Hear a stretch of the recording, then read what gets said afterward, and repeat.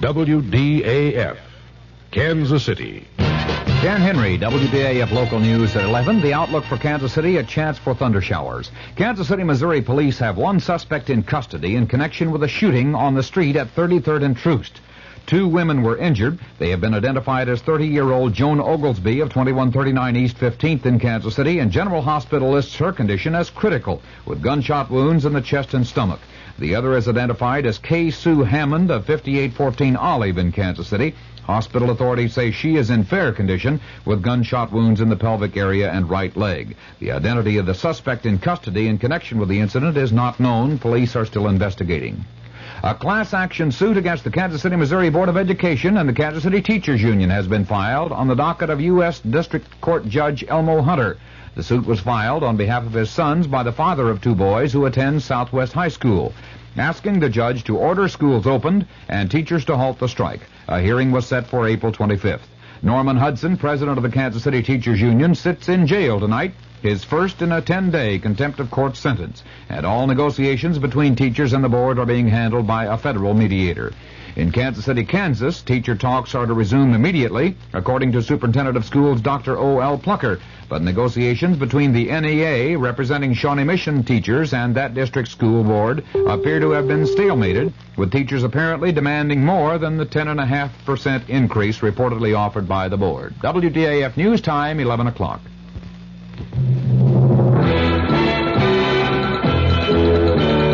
News of the hour on the hour from American Information Radio.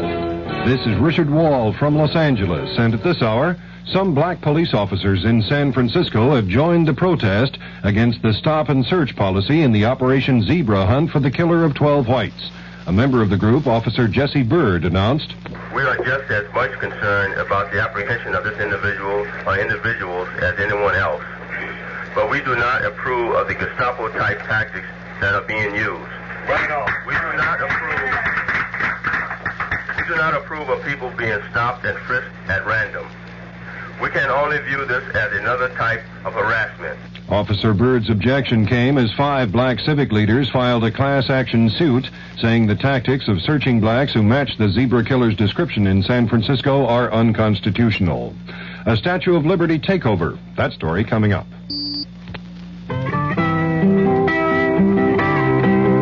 In the breath of a child lies the hope of our land.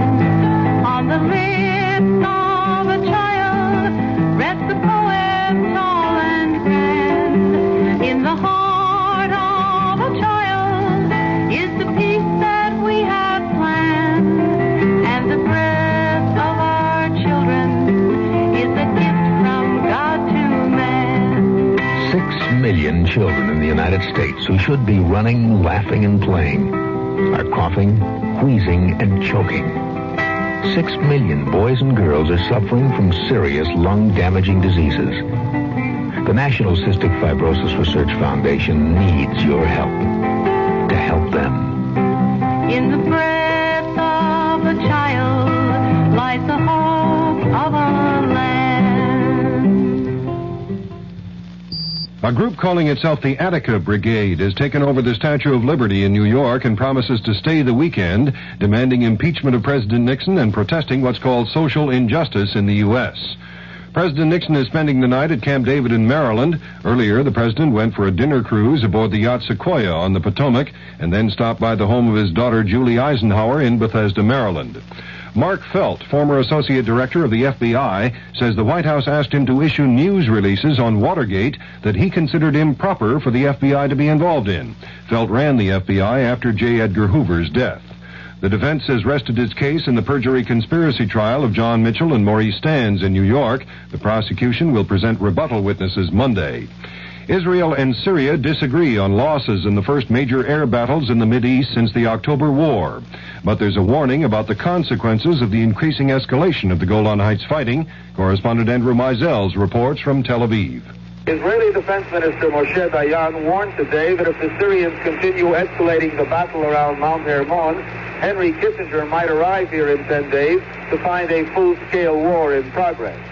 Dayan issued the warning in a television interview which I watched here in Tel Aviv. It came on the eve of the heaviest day of fighting yet a day in which Israel reported its first battle losses in the air, 2 warplanes shot down by ground fire.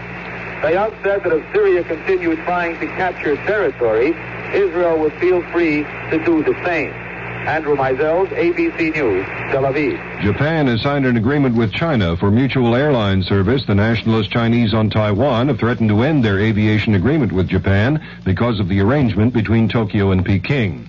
Government economist Gary Seaver says inflation will remain a serious problem in the U.S. Seaver's remark followed release of figures showing the cost of living rose 1.1% in March, raising the 12-month increase in consumer prices to 10.2%. The Chicago Tribune has an announcement of interest to nostalgia buffs. The Tribune says it will bring back the original Orphan Annie cartoon strip starting Monday. The first episode will show Annie and her dog Sandy in 1936. This is Information Radio News. From the Kurt Mears Sports Desk, the Kansas City Royals play the Chicago White Sox 2 more games in this series, tomorrow and Sunday, then move to Boston. A temporary restraining order has been issued against the Cincinnati Bengals linebacker Bill Bergey and the World Football League that keeps all WFL owners from negotiating with any member of the Cincinnati squad.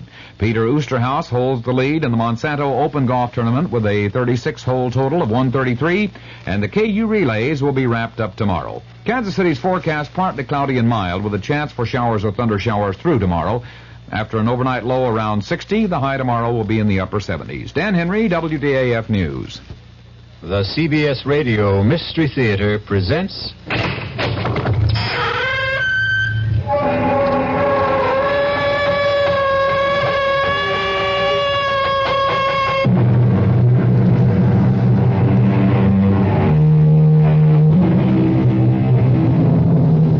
Come in. Welcome. I'm E.G. Marshall. Welcome to the fear you can hear. Welcome to the world of your own terrifying imagination. The art of the double cross, unfortunately, has become part of the fabric of our lives. In espionage, however, it is almost a lifestyle. In the world of spies, for the left hand ever to know what the right is doing is unthinkable. For the next hour, imagine that you are Larry Fielding, a 32-year-old newspaperman caught in a dizzying web of circumstances seemingly beyond his control. Larry, please change your mind and come with me. Not until you tell me who you are and why you sneaked into my hotel room. You're a fool, Larry. You must know that the police are looking for you and they'll be here any minute. Oh, well, you're here now, and I still want to know who you are. If that's so important, my name is Carol Johnson. And when I tell you I know all about the murder of Dave Wilson, maybe you'll believe that I'm here to help you.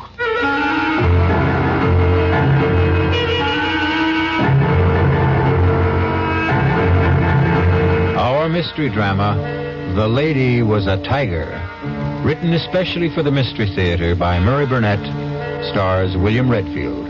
It is sponsored in part by Anheuser-Busch Incorporated, brewers of Budweiser, and by the Kellogg Company, makers of Kellogg's Special K cereal. I'll be back shortly with Act One. Hi, I'm Goldilocks, Ms. Goldilocks, if you please, and I'm a professional taste tester.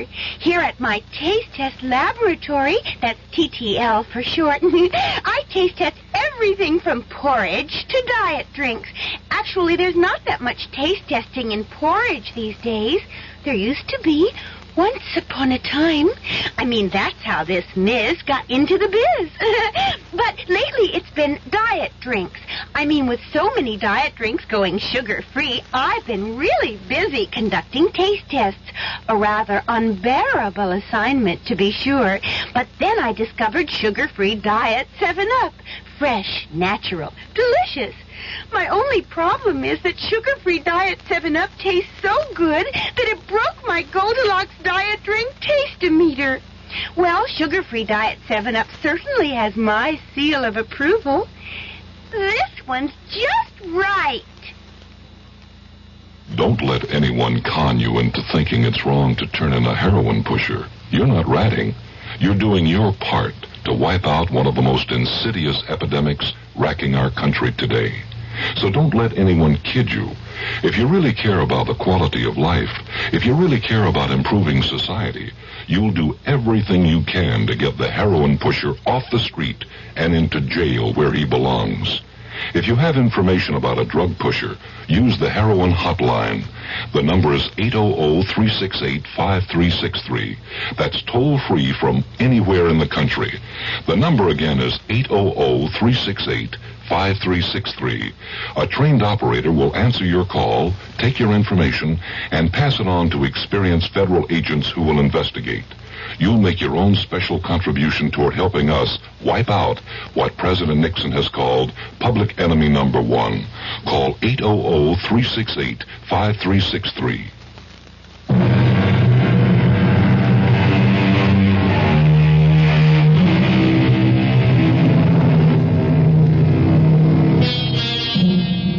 Walking is great exercise, and with good weather can also be great fun. But not when you've just been fired by the editor of the newspaper for which you've worked happily for 5 years. Larry Fielding has been walking aimlessly for 2 hours, trying to figure out why Horace Finley, the editor and his boss, had refused to give him any reason for his dismissal. Tormented by his frustrating thoughts and tired, Larry sits down on a park bench to think. He is so deep in thought, he is unaware of 3 men who suddenly surround him. Larry has only to look at them to know that he is in trouble. He tries to get up, but is pushed back down, and the men start to beat him up. No, take my money and leave me alone, will you? Look, if you want money, I told you can have it. Help! Help! Calling for help when you're being mugged in a big city park is sometimes as helpful as trying to catch hold of a windowsill in a 30-story fall. But this time, there was a miracle. A stranger has seen the attack and rushes to help. Hang in there, man! Here comes...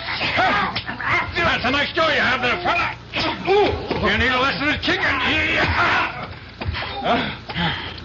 That took care of them. They're gone. Oh, thanks. Let me help you up. Thanks, mister. Thanks a lot. I tell you, I was in real trouble. My pleasure. Did they get your wallet? No. I got a lot of bruises, but they didn't get a thing. Say, you're a pretty good scrapper for a guy my age. Well, yeah. Hey, what are you, a karate expert? Oh, just keep myself in shape. You sure do. Listen, can I do something for you to show you I really meant thanks? You certainly can. How about coffee? Oh, sure, but that's nothing. What I meant was... I know what you meant. My name's Dave Wilson.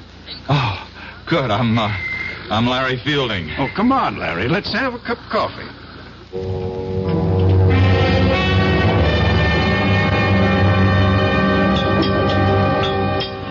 You know, I still can't get over the way you tore into those guys. I was a commando in World War II. World War II? Did you think I was in the Civil War? No, I didn't mean that. It's just... Well, to a young fellow like you, World War II might as well have been in the last century. It was only 30-some-odd years ago, you know. Oh, I know. After all, I was in the newspaper business. Yeah, that's tough what you told me about losing your job. What are you going to do? Oh, I don't know. Look around for another one. What bothers me is the way my editor let me go. No explanations. You know, we were friends. You'd think he'd at least tell me why he fired me. Those things happen. Stop torturing yourself and begin making plans. No, not until I get this thing straightened out in my own mind. I think I'll call my editor at home tonight and... I've got a better idea. Go out and get drunk, huh? Nope. How about a trip to Paris? Are you putting me on? I'm serious. Well, what are you? A scout for contestants for some kind of TV quiz show? No, I am a man sitting on $200,000. What?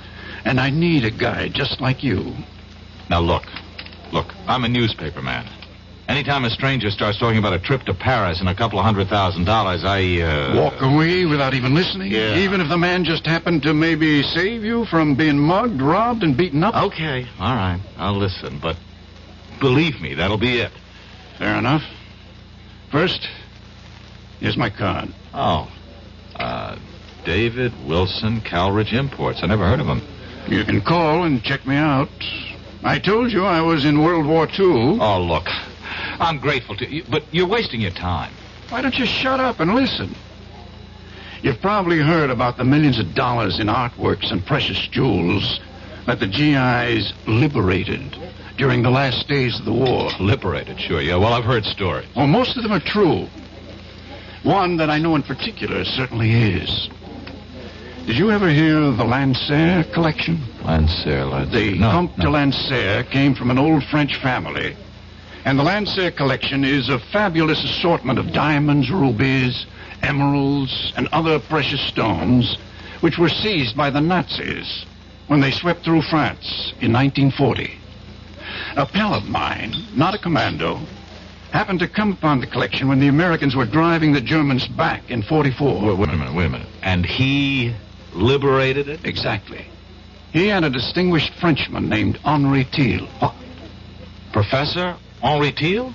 The archaeologist? That's the man. Oh, come on. He wouldn't, You were saying something? No, nothing. You were about to say he wouldn't get involved in anything crooked, weren't you? Yeah, something like that. You're right, he wouldn't. But he was younger. The world was quite different then. And my GI pal was a most persuasive guy. They decided to bury the Lancer collection. They did. They drew a map. And today, Professor Thiel is the only possessor of that map. Uh-huh. And, what happened to your nameless friend? He's dead. Professor Thiel wants to return the jewels. But that's easy, isn't it? Not if the professor doesn't want embarrassing questions asked about how he came by that map in the first place. Oh. What about you? Calridge Imports is a highly respected and reputable importing firm.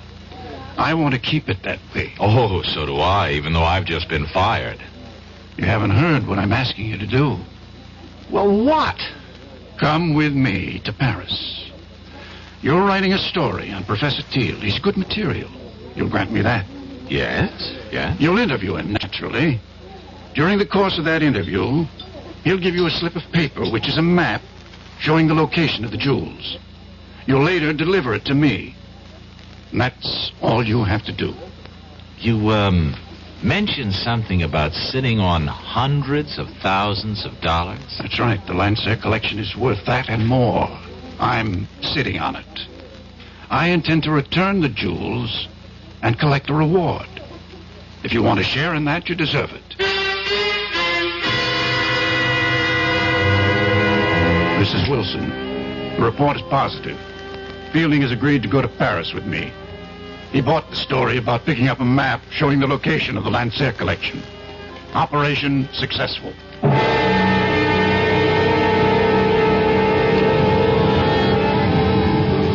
You'd better be on your way, Larry. You're due at Professor Thiel's in 10 minutes. I suppose it's too late to back out, huh? You can always back out, Larry, but I don't think you will. There's really nothing to it. Make it look like a normal interview. Take notes. The professor will give you the map. Slip it in with your notes. Bring it back to me here. I'll be waiting. Okay. Larry. Yes? Relax. Oh, sure thing. I'll see you.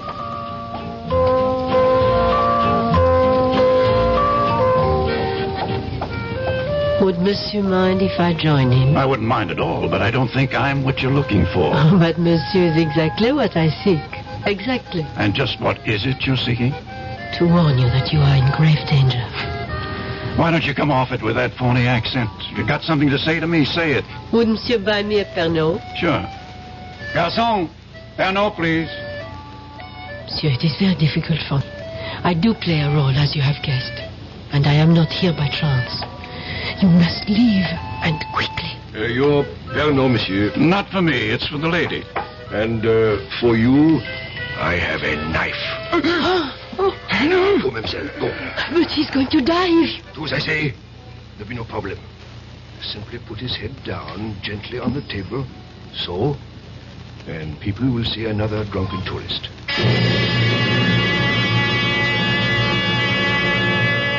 Your name is Larry Fielding. You're 28 years old, and you're feeling marvelous. You have just completed a fascinating interview with Professor Henry Teal, and you have the paper that you're going to hand over to your friend who's waiting at Les Deux Magots. You see him at the table where you left him. His head is down, but you're not concerned. Dave, wake up. I saw the professor. What? Monsieur, what has happened? Well, I don't know. I came back to meet my friend. I guess he's passed out. A moment, monsieur. Look, this man has been murdered. What? Stabbed to death. You will wait here for the police. I will not. I'm getting out of here.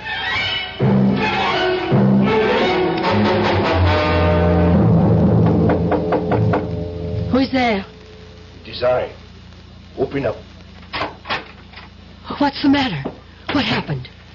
The other American. The young one. He got away. You let him go? He panicked. Ran.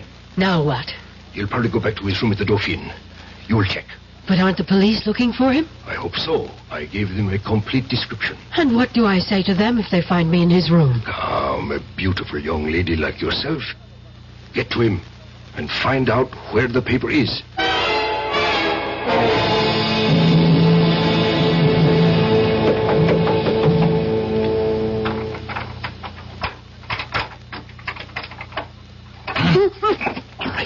All right. Who are you?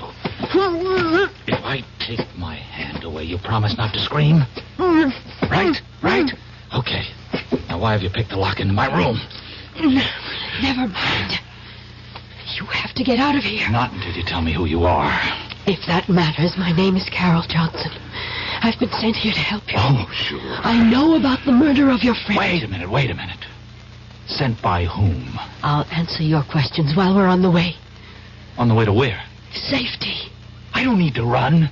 I didn't kill anybody. I'm not about to take off with a strange girl, particularly not one who's equipped with skeleton keys. Oh, suit yourself. Goodbye.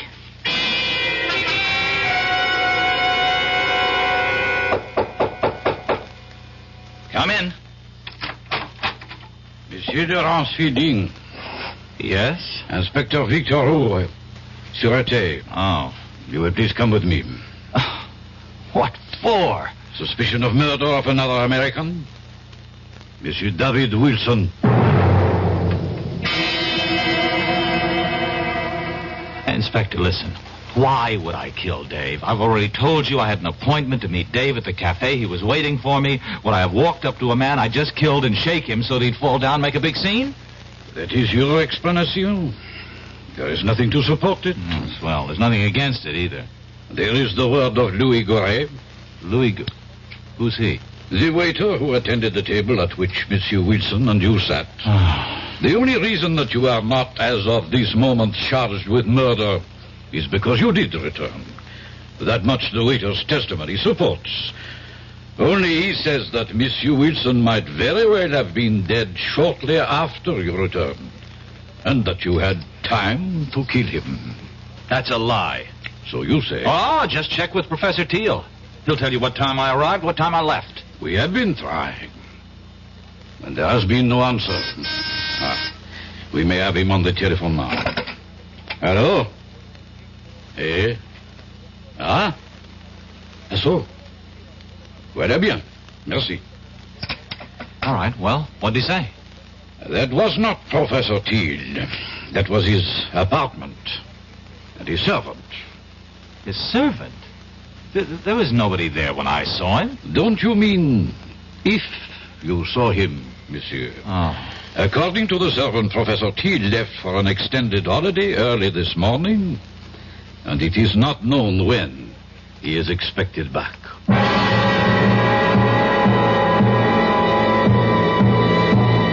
Your name is Larry Fielding. You're 32 years old, and you find yourself in prison in Paris, accused of murder. You know you've been had, and you're dealing with forces that seem beyond your control. You have a million questions, and the only man who could answer them is the man you're accused of killing. We'll be back shortly with Act 2. When you drink beer, do you tilt the glass for long, hearty swallows? Or just tip it and sip it? Well, sipping's the thing for wine. But Budweiser beer is a hearty drink, brewed for zest and character. The best way to enjoy Bud is to drink it. Not chug-a-lug, just man-sized beer drinker swallows. That's when that famous Budweiser taste, smoothness, and drinkability really come through. Smoothness and drinkability that come only from natural carbonation and exclusive beechwood aging. Smoothness and drinkability, too good for any half-hearted sipping. So drink up. You'll see that brewing beer right does make a difference, and that when you say Budweiser, you've said it all. Anheuser-Busch, St. Louis. In 1919, someone had a big idea. Let's help youth understand big business by starting them in small businesses of their own. And Junior Achievement was born. Each group elected a board of directors, chose a product, set up a production line, sold stock, and went into business. That year, 314 students made and sold products and learned the business of business.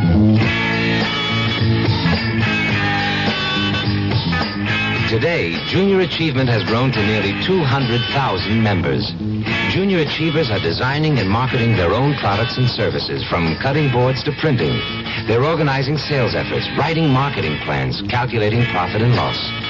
Running these small businesses helps Junior Achievers understand how big business works. Support Junior Achievement, where youth learns the business of business. Call your local Junior Achievement office.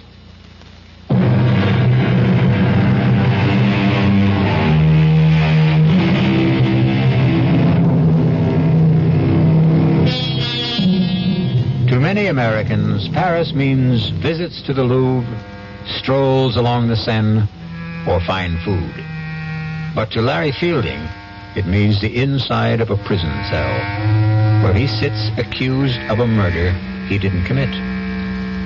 Fielding knows he's been caught up in something that involves more than the recovery of some stolen jewels. However, what he doesn't realize is that he's the key pawn in a deadly game, and the players are about to make some moves.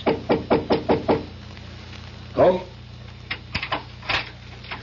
I don't think it's smart to have me come here so often. I would not have sent for you if it were not necessary.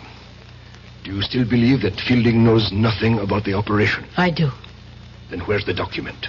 Well, we don't know he ever had it, do we? We know he visited Thiel. We know that Wilson waited for him at Les Dumagots. We know he came back there. I think it is safe to assume that he was carrying the plans. And he didn't have it on him when he was arrested. Roger arranged to be there when Fielding was brought in and searched. He says there was nothing on him. But he wasn't picked up right away. Exactly. He eventually went back to his hotel room, as you know. I believe he has the paper and that he has somehow managed to hide it. Oh. It does us no good in prison. We shall have to arrange to have him released. And how do we do that? We don't. You do.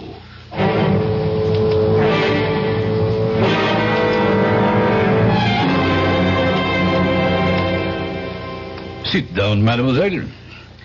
Your passport says Carol Johnson. That's right, Inspector. And I am told you are in my office because of the unfortunate incident in the Café Les Dumagots. Yes, Inspector. I just had to come here to tell you you have the wrong man. Ah? And how do you know that? I'm studying at the Sorbonne. I visit Les Dumagots all the time. I was sitting right there when that man was murdered. Formidable. You saw a man murdered and you did nothing. Oh, at the time I didn't know it was a murder. I just thought the man had too much to drink or was ill. But the reason I know that you've arrested the wrong man is that the murdered man was dead before this young American Fields Fielding. Yes, well, the man was dead before Fielding ever got to the table. Fielding came and shook him, and that was when it was discovered that he was dead. I'm prepared to swear to that, Inspector. Of course you are prepared to swear to this story that you have just told me. Why not? It's the truth. Of course, mademoiselle. Why would a beautiful young lady like yourself lie to an inspector of the sûreté? I'm not sure that I like the way you say that, Inspector.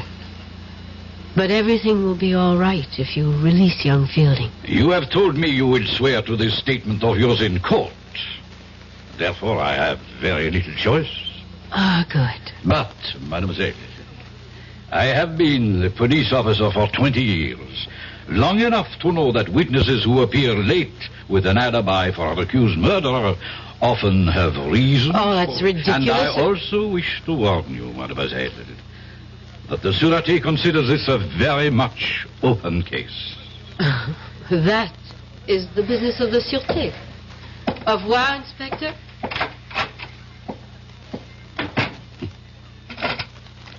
Gérard, you will follow the young lady who just left my office, and do not lose her.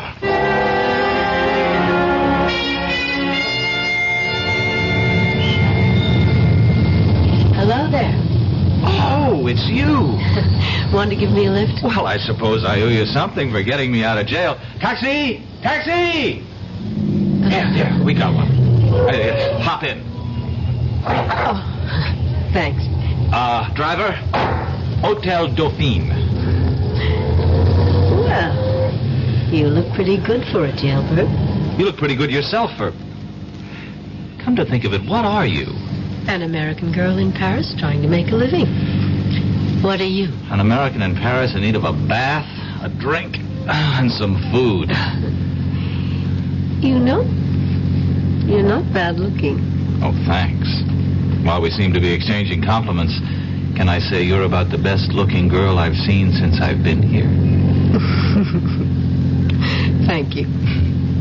Now that we like each other so much, don't you think it's time we started telling each other the truth? Yes, I'll buy that.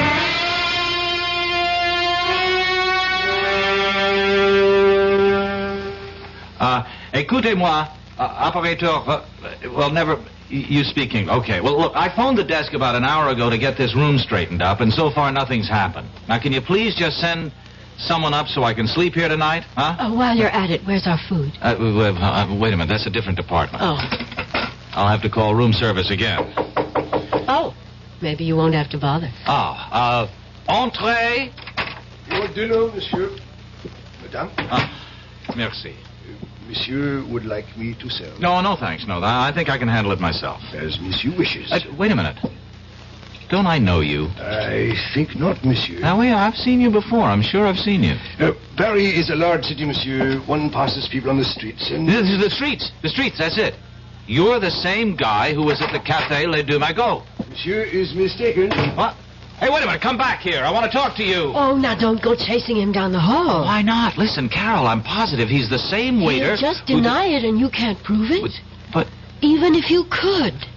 What do you think it means? Well, it means... Well, I don't know. But if I get him to talk, maybe I'd find out something. I thought you were going to clue me in. Oh, yeah. Listen, have you ever heard of the Lancer collection? Of course. It's in the Louvre. Oh. The family of Comte de Lancer gave it to the museum after it was recovered when the Nazis fled Paris. What? Well, why does that shake you up so much? Because it can't be true. Come with me to the Louvre and I'll show it to you. Well, that changes everything. Come on. Where are we going? To the American consul.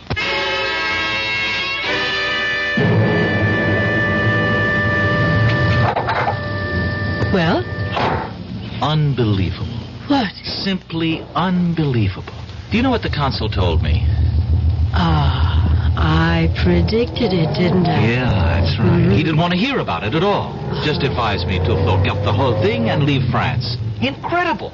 Well, not really when you understand that he doesn't know what you're talking about. But you do. Some of it. Okay, take me back to the hotel. Any reason? I'm taking the consul's advice. If nobody's interested, I'll go back to the States. Oh, now that they've cleaned up the room so nicely, you're leaving. Well, do you have a better idea? More than one. I think I'll take them one at a time. Number one. Give me the paper Professor Teal gave you. Well, it looks like we're finally going to level. Where is it? Well, first you tell me something. What is it? I don't know. End of conversation. Larry, listen to me. I work for Colonel Blake, military intelligence. I was assigned to this operation. What operation? All I was told was that Dave Wilson, who also works for us, was coming over here with you, and that you were to get something from Professor Teal and give it to Dave. Teal worked with you, too? He did. But now his cover is blown, and I don't know where he is. Who killed Wilson? I don't know. It could have been any one of 3 or 4 foreign powers. And the only reason I'm alive is because somebody wants the paper. That's right. And if I give it to you, then there's really no reason not to kill me. Oh, give it to me. I'll get it to Colonel Blake, and we'll get you safely out of the country. No, hold on. I got a better idea. I'll go with you to Colonel Blake, and we'll give it to him together. No, that would be too dangerous. To whom? Will you please trust me? Give me a reason. Please, where is the paper? I burned it. You expect me to believe that? Why not? You expect me to believe everything you tell me? You admit you had the paper. And somehow, between the time you ran from Les Deux Magots, you managed to hide it in a place where experts have been unable to find it. I told you I burned it. And you know that's a fairy tale that no one will believe. I don't care whether you believe it or not. Now, are you coming with me? Where? To talk to your Colonel Blake. He won't see you. Oh, I think he will. Goodbye, Carol. It was nice knowing you. I think. You will kindly step back into your room, Monsieur Feeling. Now, wait a minute. Let me introduce myself. I am Major Simonovich. Oh, of the Gay Payou or the NKVD? Does not really matter. What matters is that you and I have something to discuss. I warned you. Yeah, sure you did. Just like a rattlesnake does. I do so dislike dealing with amateurs. This is strictly a business. You mean you want to make a deal with me? Correction. I mean you would find it wise if you wanted to make a deal with us. For the paper? Exactly. Where is it? No, not so fast. Not so fast. You spoke about a deal? You give us the paper, we give you your life. You must really believe I'm an idiot. You people murdered Wilson. That paper is the only thing that's keeping me alive. I have my word. No deal. Do you really believe you have a choice? Carol, call Rodjansky. Make the usual arrangements. We will wait here. Donnez-moi 80-36, s'il vous plaît. C'est ça. Merci. Carol. Yes. Tell me something. Will I like Rodzansky?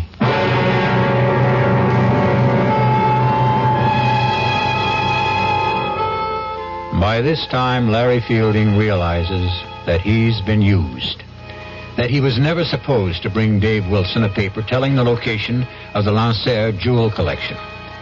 But his discoveries have only added to his dilemma.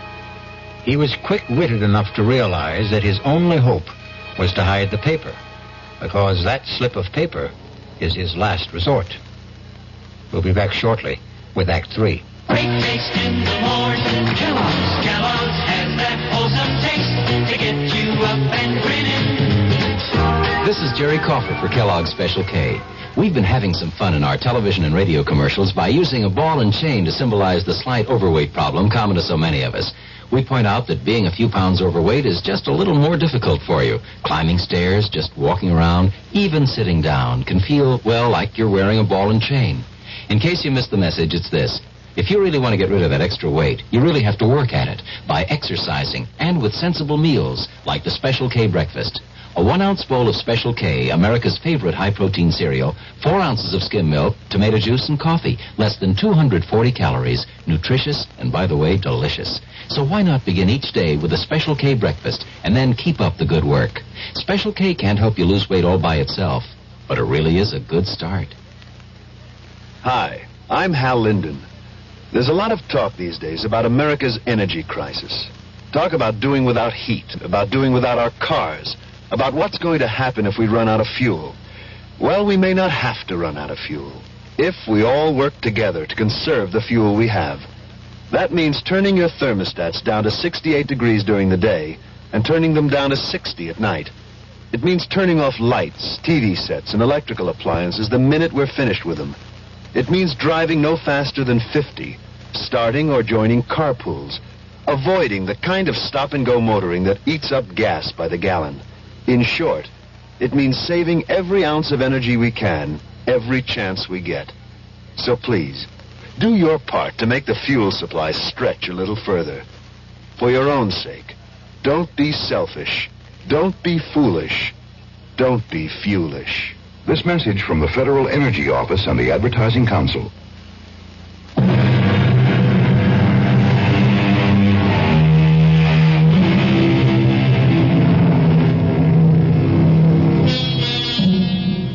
Newspaperman Larry Fielding sits waiting in his Paris hotel room, closely guarded by 3 members of the Russian secret police and the beautiful American girl, Carol Johnson. They are waiting for a man named Rosansky, who might very well be, for all Fielding knows, his executioner. You know we mean to obtain the paper. Rojansky is a doctor and a chemist. He'll be here shortly. You will be put to sleep painlessly. You'll be taken from here in an ambulance to a safe place, and there you will be injected with sodium pentothal, Fielding. You will tell us. Look, I don't suppose you'll tell me what's so important about this piece of paper? You have heard of the SAM-6 missiles, the surface-to-air weapons with deadly accuracy that we have developed and which were used so successfully in minor wars in Asia and the Middle East? Yes, I've heard of them. Good. We learned that someone whose identity we still seek has invented a jamming device which would render the SAM-6 almost worthless. We don't believe that any such system can be invented, but we do not take chances. We have reason to believe that the piece of paper that you carried away from Professor Teals has the information for building such a device. That will be Rojansky. Carol, admit him. Of course. Come in, Doctor. This is the patient. Now, look, I really don't think this is necessary. It will be easier if you don't fuss, young man. I don't intend to make... Hold him. Now, his arm. Hold it still.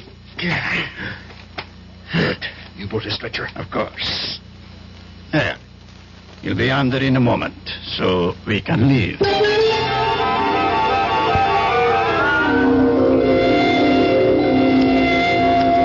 What is this? Gendarmes? It has nothing to do with us. We are taking a sick man to the hospital. Put this stretcher into the ambulance. Quickly.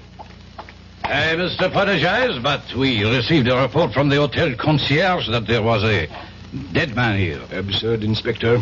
This is Dr. Jansky. The doctor will explain this to you, Inspector. This man became suddenly quite ill. I gave him a sedative to quiet him, and we're now taking him to the Lefebvre nursing home, as you can see by the ambulance. You say he is alive? Very much so. See for yourself. Mon Dieu. I know this man.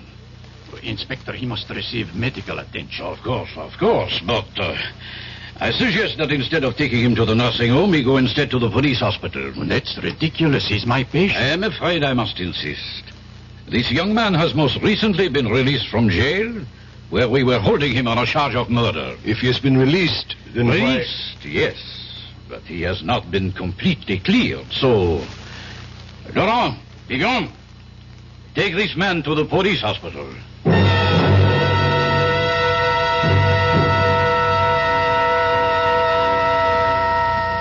Did you get a report? Yes. And? He'll be conscious in an hour. And he will talk? I'm sure of that. He will scream to see Colonel Blake, and then your cover is blown, and the whole operation goes fooey. What do we do? Silence him. But what about the papers? We will be faulted for that, of course, but if we do not have it, neither do the Americans. Who do we have in the police hospital? Only Leclerc. A weakling, but he can admit Rojansky. Rozhansky's a doctor. He doesn't need Leclerc to admit him. He can visit his patient openly. Thank you, my dear. I visit Fielding and he dies shortly thereafter. That idea does not appeal to me. We have to do something. You are both right. Carol, you will be his first visitor when he regains consciousness. No. Yes, Carol. Rodzansky, give her your hypodermic kit. I don't have to do this, and I won't. You would prefer that in my report I mention your failure with Fielding when you had some hours alone with him? I'll go. That is wise. Rodzansky, give her the syringe. Here. Quickly. The car is waiting.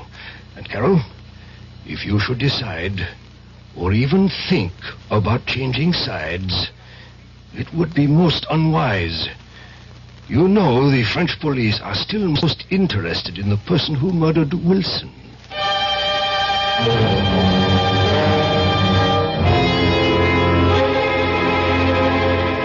You awake now, Larry? Oh, no. Wake up and listen to me, Larry. What? You've got to listen. Try to understand me. Wait a minute. What kind of a place is this? You're safe. It's a police hospital. Yeah, but how did you get in here? Where's, Rodzansky? Look, I can understand how you feel and why you don't trust me, but the truth really is that I am a double agent. Oh.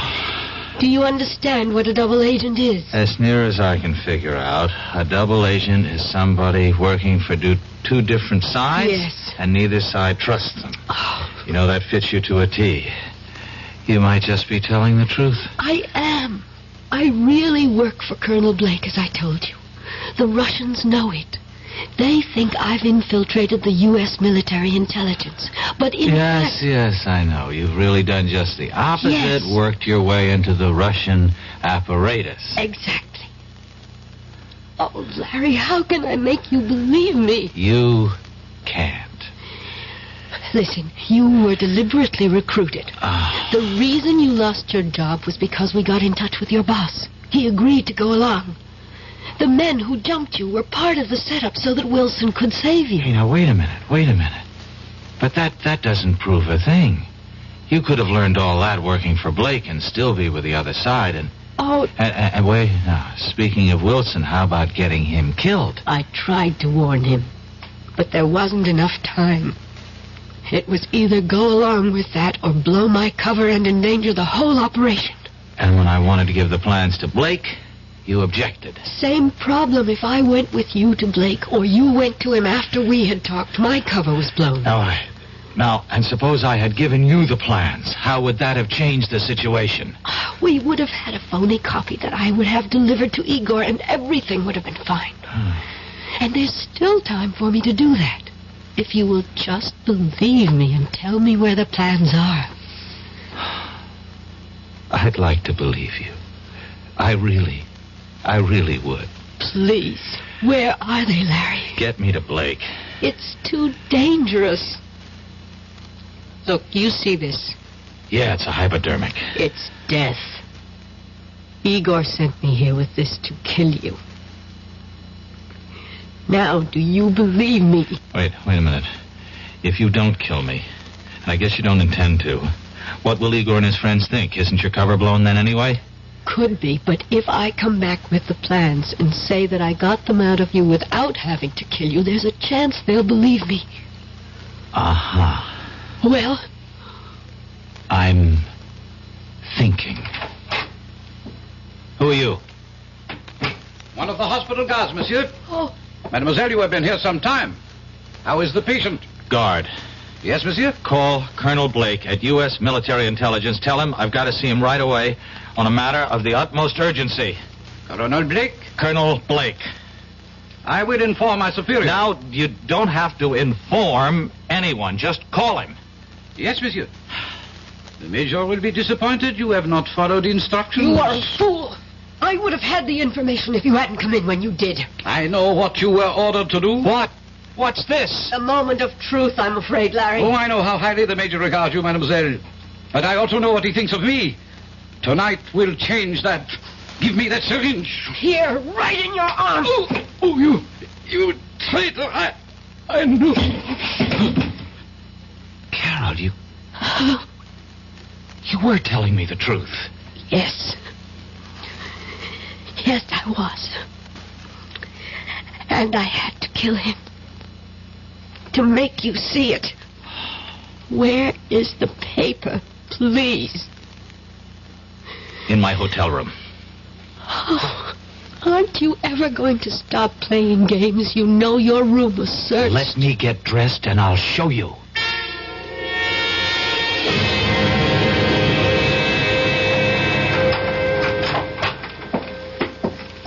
If it's not here, there's going to be the devil to pay. Don't worry, it's here. Now I'm the one who has to be shown. Trained operatives from 2 special branches went over this room with everything except Geiger counters. Okay. Where are we going? The bathroom. That was searched, too. Oh, I don't doubt it. Oh, we went through that cabinet. Did you now? What do you see? Towels, paper tissues, some of your toilet articles. We took your razor apart. Uh-huh. And what else? A roll of toilet tissue, unopened. And as the French say, mademoiselle, voila. Oh. And now we unroll this toilet tissue and keep unrolling it, and... Oh, my God. Where did you learn to open a package and reseal it like that? When I was a kid, I was the best clerk in Roscoe's shipping department. Oh, thanks. It was nice knowing you. I really mean that, Larry. Hey, wait a minute. Surely I've earned the right to buy you dinner. I'd like to. Well, you'd better, or I'll start doing some talking. Blackmail? You said it. All right. I'll meet you at Les Deux Magots at 10:30. No way. Let's try the right bank, La Rotonde. That's a date. I'll see you. You better be there. Shirts, ties. Yes, I think that's everything. Come. Oh, it's you, Rojansky. Are you coming with me? I am staying. Then we shall say goodbye. I do not have much time. The plane for Moscow leaves at... I do not think you'll be taking the plane. Are you insane? You know I've been recalled. Not precisely. What do you mean, not precisely? Moscow feels you have bungled badly. So? It's not the first time that an operation has been... First, you were duped by the American girl. You know she was a double agent? I know now. Did you know before she killed Leclerc? I was not in charge at that time. At that time? Now there are 2 murders that cannot be hushed up. The French police must have a murderer to satisfy the public. Then give them Carol. I only wish that we could. They want you. You have been chosen to be the murderer. I am replacing you as the head of this section. Ridiculous. I won't remain quiet.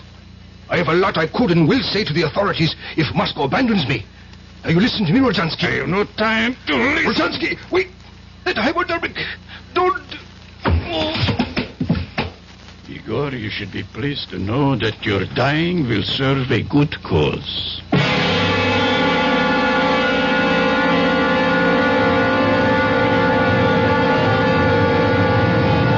I'm sorry I'm late, but But? there were loose ends that had to be cleared up. Well, I thought maybe you decided against coming. Oh. After all, your job here is finished. Well, yes. Sit down. Now that the Russians know you, there's nothing for you to do. It would be suicide to try to, huh? Oh, well, there are other things for me. Sure. Like getting married to a lovesick newspaper man, settling down, raising a family.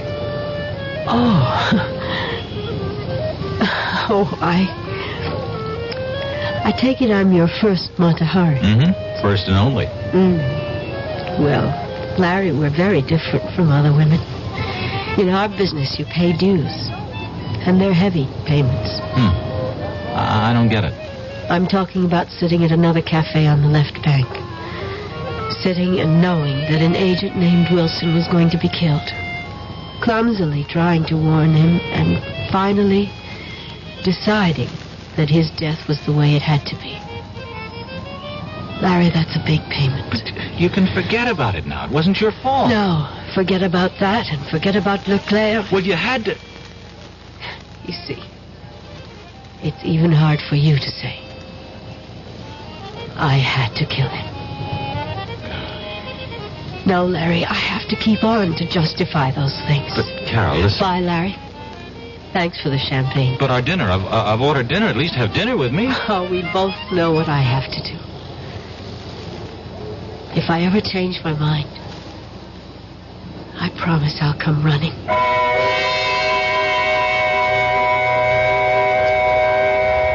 Larry Fielding sat in La Rotonde and watched her walk away.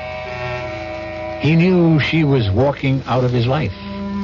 For a moment, he toyed with the idea of running after her and joining her world of spies. He flirted with the idea that he might even be some sort of an American James Bond. But then, the waiter brought the dinner. And to his surprise, he was hungry. And that realization made him wonder about whether or not he was truly in love. I'll be back shortly. Who knows how to help you solve your shopping problems? Your Better Business Bureau knows. I saw this perfectly darling mirror in the showroom, so I bought it. But when the truck came, they delivered this thing I never saw before.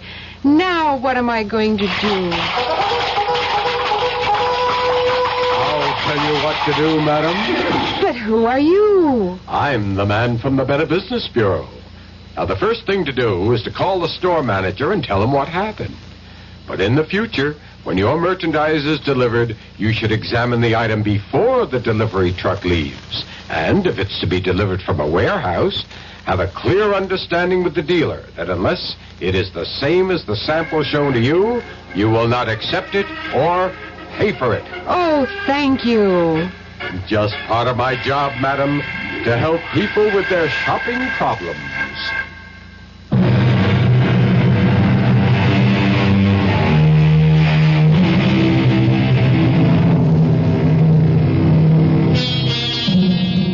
Back in New York, Larry Fielding returned to his old job. An old friend and boss, Horace Finley, who was curious about what had happened in Paris. Finley kept pressing Larry to tell him about his Parisian adventure. Finally, Larry said, I'll tell you, Horace.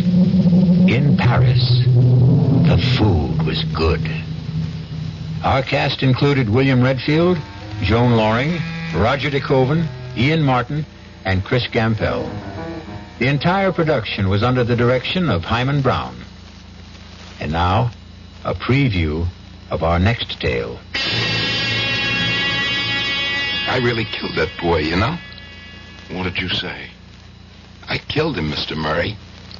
I waited for him in the hallway the next day, and I grabbed him. He was a scrawny kid. It was like ringing in the neck of a chicken. I'd do the same thing again, Mr. Murray, to the next guy who bothers my wife. They've got to learn. You lied to me. Every stinking word you told me was a lie. Don't be sore, Mr. Murray. I couldn't tell you the truth, could I? I mean, you wouldn't have taken the case, would you? Yes.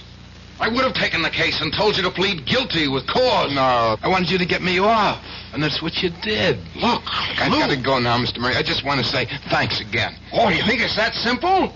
You think you can just walk out of here? Melanie's waiting for me. She likes to eat dinner early. The girl's always hungry. So long, Mr. Murray. Radio Mystery Theater was sponsored in part by new sugar-free Diet 7-Up. This is E.G. Marshall inviting you to return to our Radio Mystery Theater for another adventure in the macabre. Until next time, pleasant dreams.